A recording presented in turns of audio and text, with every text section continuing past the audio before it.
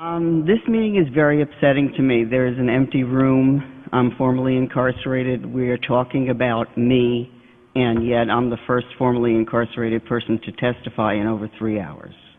There is what I'm going to suggest to you that, first of all, I would hope more people would be here, and that instead of us being the public comment, that you ask a panel of formerly incarcerated people from Rikers to tell you what's really going on, because what I heard is not accurate.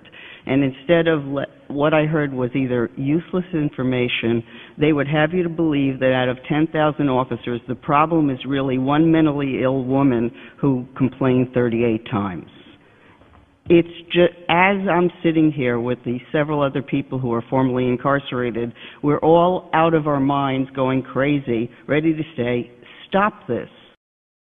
Prior to you being put in the hospital or medical facility where you were just isolated with 3 other individuals, where were you placed prior to that? They threw me in GMDC mental health unit, what they claimed to be a new unit, and a supposed to be in a cell by myself, a room, but there was a camera in there.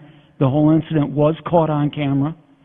The Bronx assistant ADA does have that footage, and the only reason why an investigation got done was because I'm connected to advocacy groups on the street, and even then they made my life a living hell for even speaking up. Thank you very much. Thank you for your honesty and your transparency.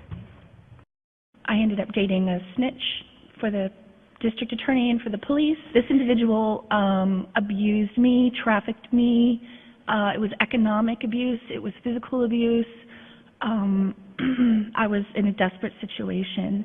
And when I went to the 28th precinct for help, they literally said to me, Ms. Price, the only thing the 2-8 will do for you is move you to Nevada, implying that I was a filthy prostitute and only deserving of absolutely no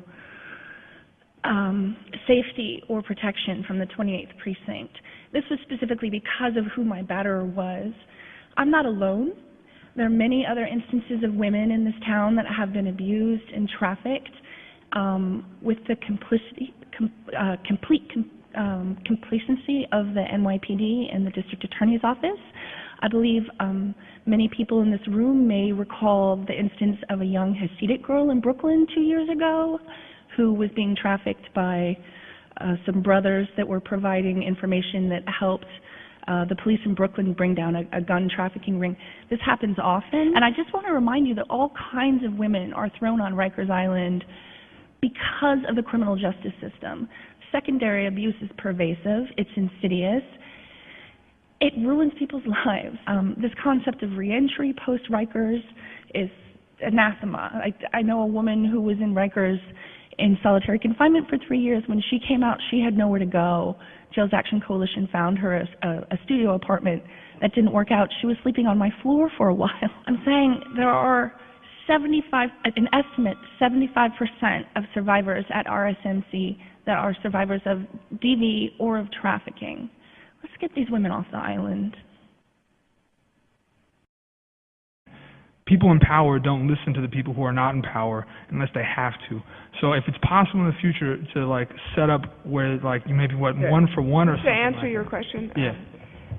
It's practice in the council that the administration goes on first, and yes. Actually this committee has in the past had the Jail Action Coalition go on before the department. And I don't think that you'd see that in many other committees. What I do with the with the Urban Justice Center, I go out to Rikers about twice a week, and I speak to people who are receiving mental health services, specifically about their discharge planning. And I go to Rosie's, I go to RMSC about once a month, more frequently than the other facilities, and I speak to about 20 different people when I'm there. So over the past year, I've spoken to about 220 women, mostly about mental health treatment inside the jails and outside.